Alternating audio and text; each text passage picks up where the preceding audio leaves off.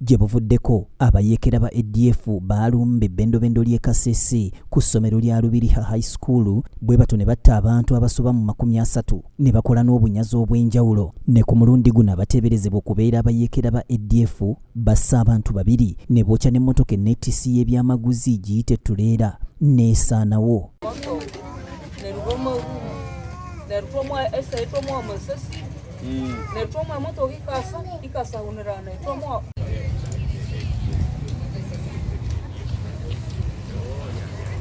Ssentebe wa LC esooka ey'oku kyalo Katolu Trading Center Katushabe Malusi agambye nti emmotoka eno Wuddanna 62 yabadde yeetisse obutungulu okuva ku kyalo ekimanyiddwa nga Mbata mu ggombolola ya Bwesumbu. Bwetyo abasatuusi ne bagirumbagana bwe yabadde mu nkulungo edda ku mwalo gw'e Kayanja, era nga wano mwabaddemu Yosefu Matovu ssaako ne Asire Magezi abaafudde ne Zowero Nya Landosi. This will request the government to recruit SPCs and LODUs to assist in guarding their area of jurisdiction. That one, I think it can help due to this situation where we are now. Okusinziira ku nnannyini nnyumba eyabadde okumpi n'obulumbaganyi bwe bwakoleddwa amanyiddwa nga Kulusumu Bbiira, alombozze ng'abasaatuusi bano bwe bagezezzaako okumenya ennyumba ye bwe batyo ne bakuba n'amasasi mu bisenge, wabula bwe baalabye emmotoka eyabadde egenda mu katale ka Mpondwe Lubiriha ne bagirumbagana.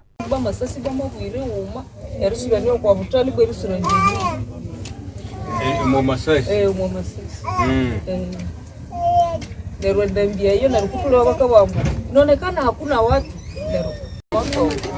nero goma nero tomo esa tomo amasasi nero tomo moto ikasa unirana tomo abantu bakala ko moto kana tomo waka. Levi Tembo ononga musomesa ku ssomero lya Ihandiro Vocational Secondary School linonga liri mu bitundu by'ensozi KASEESE okulinaana eggwanga erya Konga bw'abadde ayogerako n'omusasi waffe annyonnyodde ng'abayizi abaabadde mu bisulo byabwe bwe baawulidde abatambula be baateeberezza okuba abayeekera abalina n'ebyokulwanyisa. In charge of security at the Rusese barracks, I raised him, I informed him about the incident. So he promised me that was yesterday evening that he is going to deploy there.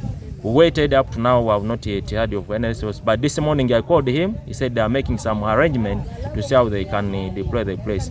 Actually, up there in the mountain, there are no soldiers, no police barracks, no army barracks. It means the place is secured. So my prayer is that the government should try to come to our rescue, because anything can happen. Now, such an incident that happened yesterday, we have seen how the vehicle has been burnt. Eyaliko minisita w'ebyokwerinda Dr. Crispus Kiyonga amangu ddala atuuseeko mu kifo kino awaagudde enjega eno, era bw'atyo n'agamba nti bano balina okuba nga bayeekera ba ADF. These elements are coming from Congo. Many of them, I believe, are not born here. Therefore, for a force to come from Congo through the park and come and attack people here, they must have guides, they must have people they work with in the population. So part of our vigilance, the population, is first to watch out for unfamiliar faces, unusual people carrying bags, unusual bags. Aladisi w'e KASEESE Lieutenant Joy Walusimbi agambye nti abasaatuusi bano balina okuba nga be bayeekera ba ADF abagezaako okuyingira Uganda okuva Empondwe Lubiriha. Bw'atyo n'akoowoola bannayuganda bali mu bbendobendo eryo okukwatagana n'ab'ebyokwerinda. Bali bamubye essasi ne limukwatirawo n'omulala omukyala yagenze yabadde addukanduza omuliro ne gumukwata wansi, ne omulala essasi lyamuyiseko mu mukono, ne omulala gyali mulamu talinaako. Babiri bafudde na babiri bwe bali. Tumya banna KASEESE embeera tugirina mu ngalo, era abo wenjogerera kati banaatera n'okubasukka we bali, kubanga bakikoze ati kikulu badde katono nnyo naye ndowooza twamisinze mu kasitepu naye kati we neekakasa bulungi okuba nga babalina kutaana.